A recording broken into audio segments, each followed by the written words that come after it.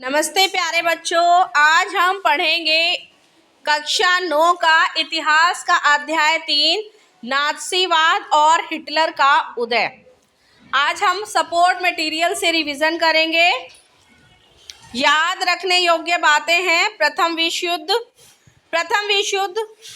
1914 से 1918 सन 1914 से 1918 के बीच में हुआ था और यह दो प्रमुख गुटों के बीच में लड़ा गया था। ठीक है, इसमें दो गुट थे, मतलब दो पार्ट थे, दो समूह थे इसमें, जिनके बीच में प्रथम विश्व युद्ध हुआ था। मित्र शक्तियां और केंद्रीय शक्तियां। मित्र शक्तियों के जो देश थे वो थे फ्रांस, ब्रिटेन और रूस। ये याद रखना है, पेपर में पूछा जाता है कि प्रथम विश्व युद्ध किन दो गुटों के बीच में लड़ा गया था। तो मित्र शक्तियों के देश थे फ्रांस, ब्रिटेन और रूस। केंद्रीय शक्तियां जो थी, केंद्रीय शक्तियों के देश थे जर्मनी, ऑस्ट्रिया और तुर्की। ये मुख्य देश थे। इसके अलावा और भी देश इनमें शामिल थे, लेकिन ये मेन थे। प्रथम विश्व युद्ध का अंत 1918 में जर्मनी की हार के साथ हुआ था।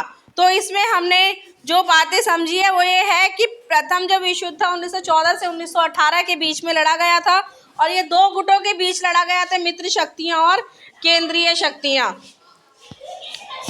दूसरा है द्वितीय विश्व युद्ध, सन 1939 से 1945 के बीच लड़ा गया था। यह भी दो गुटों के बीच में लड़ा गया था। जो द्वितीय विश्व युद्ध था 1919 से 1939 से 1945 के बीच में लड़ा गया था और दो गुट थे। इसमें भी मित्र राष्ट्र और धुरी राष्ट्र। मित्र राष्ट्र के देशों के नाम है ब्रिटेन, फ्रांस, सोवियत संघ और संयुक्त राज्य अमेरिका। धुरी शक्तियां हैं जर्मनी, जापान और इटली। तो दोनों में हमें जो ध्यान रखना है, द्वितीय विश्व युद्ध में मित्र राष्ट्र और धुरी शक्तियां हैं और प्रथम विश्व युद्ध में मित्र शक्तियां और केंद्रीय शक्तियां हैं। जून 1919 में वर्साई की संधि पर हस्ताक्षर हुए, जिसमें जर्मनी के ऊपर मित्र राष्ट्रों ने कई अपमानजनक शर्तें थोपी थी। ये प्रथम विश्व युद्ध की बात बताई गई है इसमें। और इसके आगे है वर्साई की संधि। ये वर्साई की संधि क्या थी? युद्ध में हुई क्षति के लिए सिर्फ जर्मनी को ही जिम्मेदार ठहराया गया था। जब प्रथम विश्व युद्ध खत्म हो गया था तो उसके बाद जर्मनी की हार हुई थी। किसकी हार हुई थी? जर्मनी की हार हुई थी और उस पर कई वर्साई की संधि में क्या क्या बातें थी? युद्ध में हुई क्षति के लिए सिर्फ जर्मनी को ही जिम्मेदार ठहराया गया था कि मतलब युद्ध में जितना भी नुकसान हुआ है उसका जिम्मेदार सिर्फ और सिर्फ जर्मनी है। ये किसने कहा था? ये कहा था जो जीते हुए देश थे, उन्होंने ये कहा था कि युद्ध में जितनी भी क्षति हुई है उसके लिए जिम्मेदार सिर्फ जर्मनी है। युद्ध अपराध बोध अनुच्छेद के तहत 6 अरब पौंड का जुर्माना लगाया गया था। ठीक है, जर्मनी के ऊपर जो जुर्माना लगाया गया था वो 6 अरब पौंड का जुर्माना लगाया गया था। जर्मनी के सारे उपनिवेश, 10% आबादी, 13% भूभाग, 75% लोह भंडार और 26% कोयला भंडार को मित्र राष्ट्रों ने आपस में बांट लिया था। तो जर्मनी के ये जितनी भी चीज़ें थी, जितनी भी कीमती चीज़ें थी, उन सब को जो मित्र राष्ट्र थे उन्होंने आपस में बांट लिया था और जर्मनी के ऊपर और भी बोझ भार लगा दिया था कि उनको 6 अरब पौंड का जुर्माना भरना है। जर्मनी को कमज़ोर करने के लिए उसकी सेना को भी भंग कर दिया था। अब वहाँ पर सेना भी नहीं थी। निज संसाधनों वाले राइनलैंड को भी मित्र राष्ट्रों ने अपने कब्जे में ले लिया था। तो देखो, जो जीत जाता है वो हारे हुए जितने भी राष्ट्र थे उनकी सारी संपत्ति अपने कब्जे में ले लेते हैं। वाइमर गणराज्य। वाइमर गणराज्य क्या है? वर्साई की संधि के बाद जर्मनी ने वाइमर गणराज्य की स्थापना हुई, जिसे कई सारी समस्याओं का सामना करना पड़ा। क्या क्या वो समस्याएं थी जो वाइमर गणराज्य के सामने आई थी? वाइमर गणराज्य ने ही वर्साई की संधि पर हस्ताक्षर किए थे, इसलिए इस अपमानजनक संधि के लिए वाइमर गणराज्य को ही जिम्मेदार ठहराया गया था। वाइमर गणराज्य को युद्ध हर्जाना देना पड़ा, जिससे कि आर्थिक क्षति हुई और वाइमर गणराज्य के समक्ष समस्याएं आई थी। वाइमर गणराज्य को अति मुद्रास्फीति, जब अति मुद्रास्फीति का मतलब होता है कि जब जो कीमतें होती है, वस्तु की कीमतें वो बहुत ज़्यादा बढ़ जाती है, तो उसको मुद्रास्फीति का भी सामना करना पड़ा था और इन्हें नवंबर के अपराधी कहकर इनका मजाक उड़ाया जाता था। वाइमर गणराज्य को स्पार्टकिस्ट लीग के क्रांतिकारी विद्रोह का भी सामना करना पड़ा था। वाइमर गणराज्य को 1929 से 1932 को आर्थिक महामंदी और उससे औद्योगिक पर्यटन के घटने और बेरोजगारी बढ़ने की समस्या का भी सामना करना पड़ा था। इन सारी समस्याओं का सामना वाइमर गणराज्य को करना पड़ा था। और वाइमर गणराज्य क्या था? जो वर्साई की संधि के बाद जर्मनी में वाइमर गणराज्य की स्थापना की गई थी।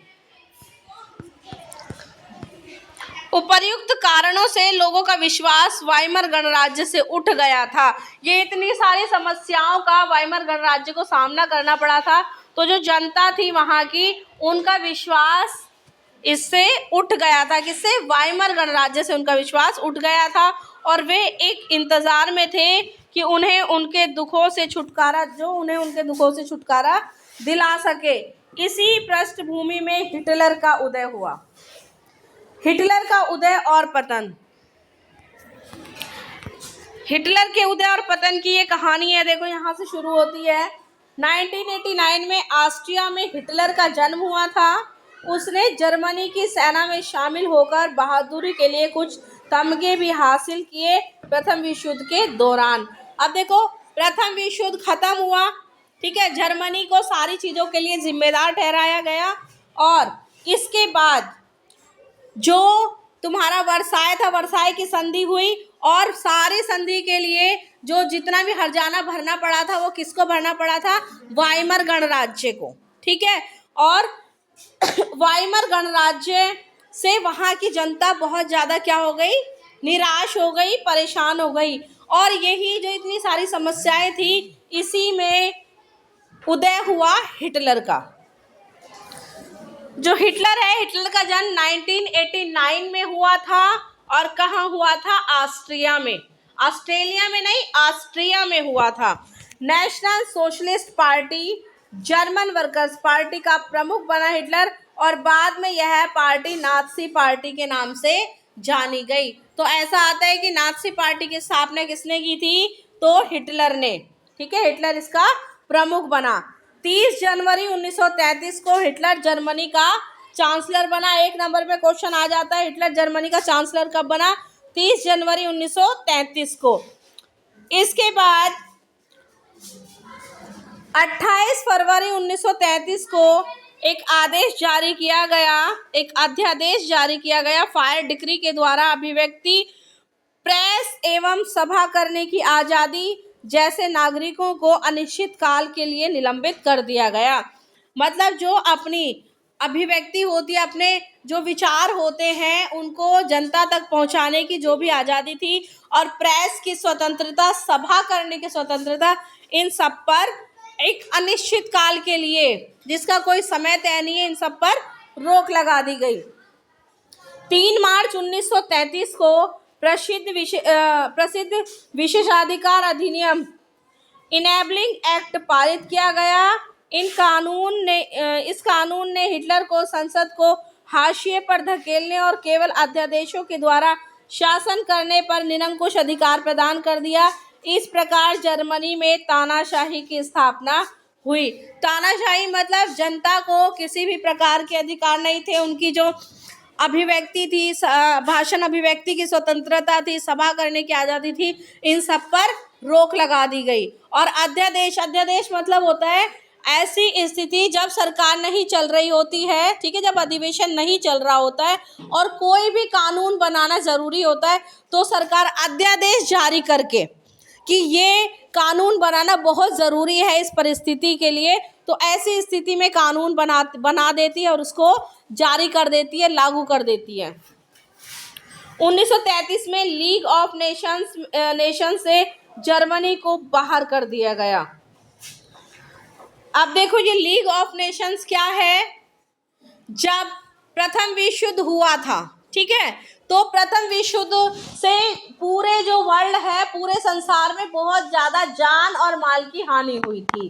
तो लीग ऑफ नेशंस की स्थापना की गई थी कि द्वितीय विश्व युद्ध ना हो, कोई भी संसार में कोई भी दूसरा विश्व युद्ध ना हो, उसको रोकने के लिए स्थापना की गई थी लीग ऑफ नेशंस की।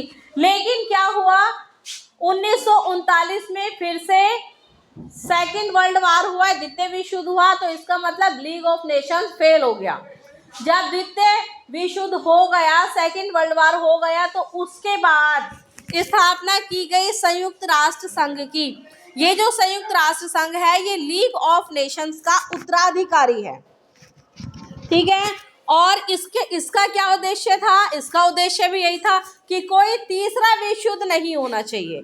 लीग ऑफ नेशंस तो फेल हो गया क्योंकि दूसरा विश्व युद्ध हो गया, अब दूसरे के बाद तीसरा नहीं होना चाहिए, इसके लिए स्थापना की गई थी संयुक्त राष्ट्र संघ की। तो तीसरा विश्व युद्ध हुआ अभी तक नहीं हुआ, हमने नहीं सुना कि कोई तीसरा विश्व युद्ध हुआ है। तो इसका मतलब ये है कि जो संयुक्त राष्ट्र संघ है वो ठीक तरीके से अपना काम कर रहा है, कोई भी तृतीय विश्व युद्ध नहीं हुआ, ठीक है। तो लीग ऑफ नेशंस की स्थापना की गई थी द्वितीय विश्व युद्ध को रोकने के लिए, लेकिन नहीं रुका, लीग ऑफ नेशंस फेल हो गया, तो लीग ऑफ नेशंस के उत्तराधिकारी के रूप में संयुक्त राष्ट्र संघ की स्थापना की गई।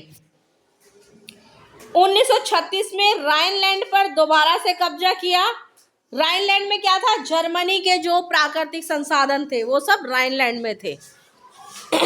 एक जन एक साम्राज्य एक नेता की आड़ में 1938 में ऑस्ट्रिया को जर्मनी में मिला दिया गया।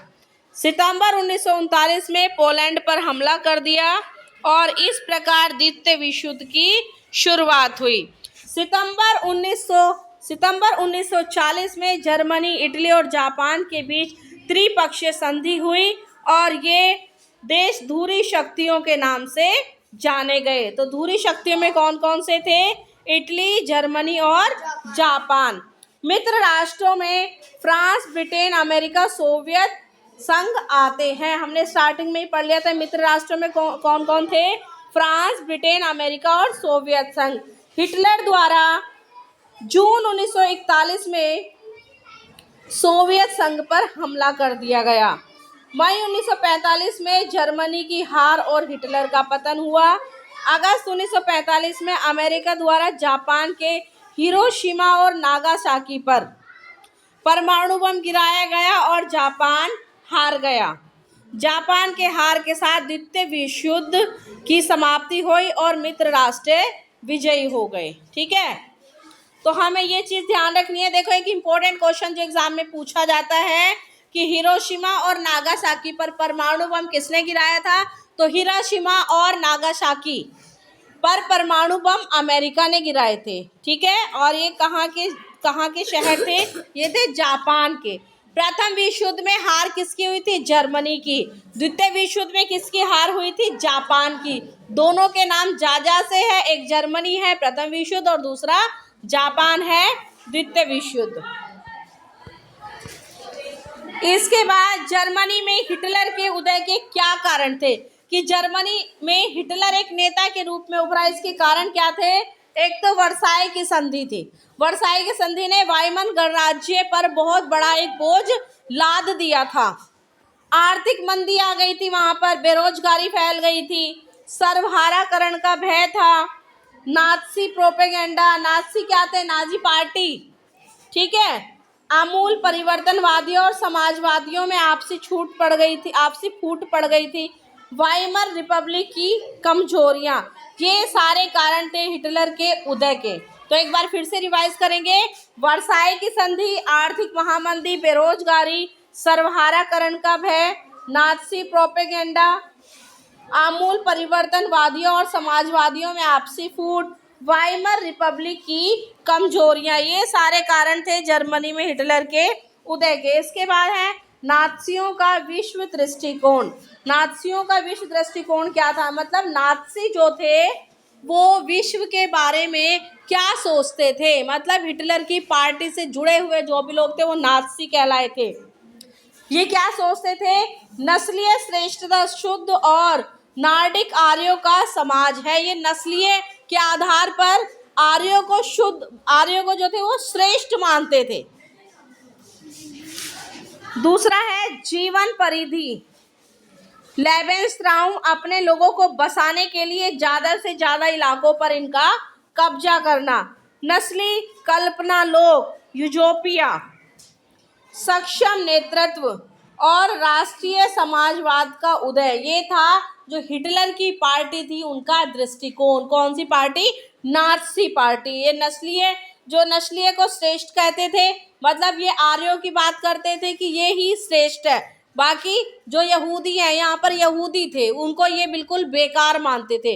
अभी इसके बारे में और भी बहुत सारी बातें तुम्हें सुनने के लिए मिलेगी। देखिए आगे चलते हैं। अब जर्मनी में युवाओं की स्थिति। जर्मनी में युवाओं की क्या स्थिति थी, जर्मन और यहूदियों के बच्चे एक साथ बैठ नहीं सकते थे। ठीक है, जर्मन और यहूदियों के बच्चे, जर्मन जो थे वो कौन थे, हिटलर से जुड़े हुए, नाज़ी पार्टी से जुड़े हुए लोग थे, और यहूदियों को ये बेकार समझते थे, और इसीलिए इन्होंने इसमें भेदभाव किया गया था नस्ल के आधार पर। तो जर्मन और यहूदियों के बच्चे एक साथ नहीं बैठ सकते थे। जिप्सियों, शारीरिक रूप से अक्षम तथा यहूदियों को स्कूल से निकाल दिया गया था। ठीक है, शारीरिक रूप से अक्षम कौन होते हैं, विकलांग, जिसको आजकल दिव्यांग का नाम दिया गया है, इनको स्कूल से भी निकाल दिया गया। और क्या क्या हुआ, और हुआ स्कूली पाठ्य पुस्तक को फिर से लिखा गया, जहां नस्लीय भेदभाव को पढ़ाया गया। जो किताबें पहले चल रही थी, हिटलर के आने के बाद सिलेबस चेंज किया गया, उन किताबों को दोबारा से लिखा गया, और क्या किया गया, नस्लीय भेदभाव को बढ़ावा दिया गया।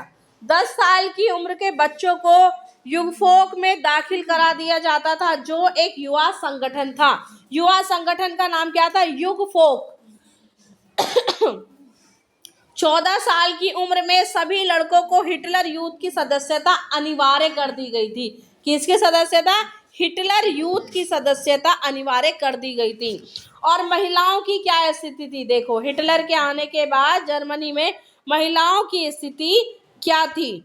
महिलाओं की स्थिति ये थी कि लड़कियों को अच्छी माँ और शुद्ध रक्त वाले बच्चों को जन्म देना उनका प्रथम कर्तव्य बताया गया था।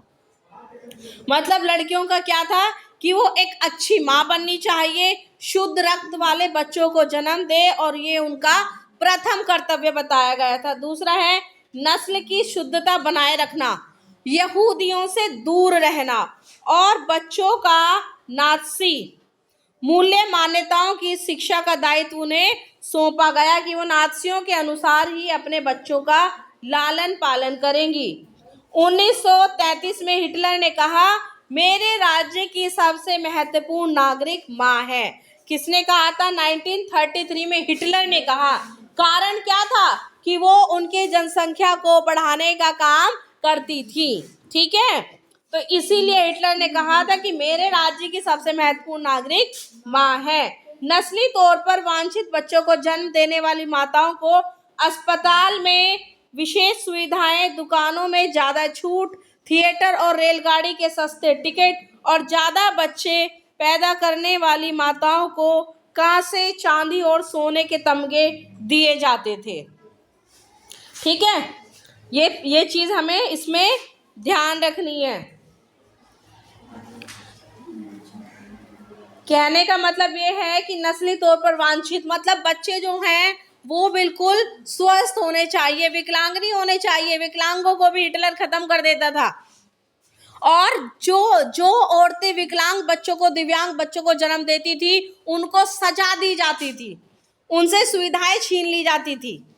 ठीक है, अब देखो ये क्या करें, जो अच्छे बच्चे पैदा करने वाली माताएं थी उनको विशेष सुविधाएं दी जा रही थी, दुकानों में छूट, कुछ भी सामान खरीदना है कम दामों पर मिलेगा, थिएटर और रेलगाड़ी के डिब्बे सस्ते मिलते थे, ठीक है, उनके टिकट सस्ते मिलते थे, सॉरी। ज्यादा बच्चे पैदा करने वाली माताओं को कांसे और उससे ज्यादा वालों को चांदी, और जो सबसे ज्यादा बच्चे पैदा करती थी उनको सोने के तमगे दिए जाते थे, ठीक है। लेकिन अवांछित बच्चों को जन्म देने वाली माताओं को दंडित किया जाता था, है ना। आचार संहिता का उल्लंघन करने पर उन्हें गंजा करके मुंह पर कालिक पोतकर पूरे समाज में घुमाया जाता था। ना केवल जेल बल्कि उनसे तमाम नागरिक सम्मान और उनके पति और उनके परिवार भी छीन लिए जाते थे। देखो कितना अत्याचार था, है ना। क्योंकि जो विकलांग और दिव्यांग बच्चे होते हैं ना, वो किसी काम के तो होते नहीं है, कुछ तो करते नहीं है वो, तो इन्होंने सिर्फ उनको महत्व दिया जो कुछ कर सकते थे, उनके जो राज्य को आगे बढ़ा सकते थे। नाज़ी प्रोपेगेंडा है क्या, अब हम इसके बारे में पढ़ेंगे। देखो नाज़ी प्रोपेगेंडा में क्या क्या चीजें दी गई है। सामूहिक हत्याओं के लिए विशेष प्रकार के शब्दों का चयन किया गया था, जैसे कि अंतिम समाधान, यहूदियों के संदर्भ में यूथोपिया, विकलांगों के लिए आदि। यूथोपिया शब्द का यूथनेजिया शब्द का प्रयोग किया जाता था, ठीक है। सामूहिक रूप से बहुत सारे लोगों को एक साथ मार दिया जाता था, और इसके लिए इस्तेमाल किया गया था एक वर्ड, क्या नाम था उसका, सामूहिक हत्याओं के लिए जो शब्द इस्तेमाल किया गया था उसके लिए किया गया था अंतिम समाधान। ग्रुप में मार दिया और वर्ड नाम रखा गया अंतिम समाधान। और उसमें यूजनेथिया क्या होता है ये पूछा जाता है। यूजनेथिया क्या होता है, यूजनेथिया का मतलब होता है जब सामूहिक रूप से बहुत सारे विकलांगों को एक साथ मार दिया जाता था, तो इसको यूजनेथिया कहा जाता है। इसके बाद इवैक्यूएशन का मतलब होता है खाली कराना। इवैक्यूएशन का अर्थ था लोगों को गैस चैम्बरों में ले जाना। परंपरा प्रिय यहूदियों को खास तरह की छवियों में पेश करना। प्रचार फिल्मों में यहूदियों के लिए नफरत फैलाने पर जोर दिया गया था। किसके लिए, कौन फैलाता था, नाज़ी। किसके लिए नफरत फैलाते थे, यहूदियों के लिए नफरत फैलाते थे। द एटर्न जू इसी प्रकार की सबसे कुख्यात फिल्म थी। फिल्म का नाम था द एटर्न जू। ये क्या करती थी, यहूदियों के प्रति नफरत फैलाने का काम करने वाली फिल्म थी। नाज़ी विचारों को फैलाने के लिए तस्वीरों, फिल्मों, पोस्टरों, आकर्षक नारों इत्यादि का उपयोग किया जाता था। शासन के लिए समर्थन हासिल करने और नाज़ी विश्व दृष्टिकोण को फैलाने के लिए मीडिया का उपयोग किया जाता था, ठीक है। ये नाज़ी प्रोपेगेंडा था हमारा। ये चैप्टर हमारा यहीं पर कंप्लीट होता है। हम नेक्स्ट वीडियो में इसके क्वेश्चन आंसर लेकर आएंगे। तब तक आप करते रहिए अपने चैनल को लाइक, शेयर एंड सब्सक्राइब।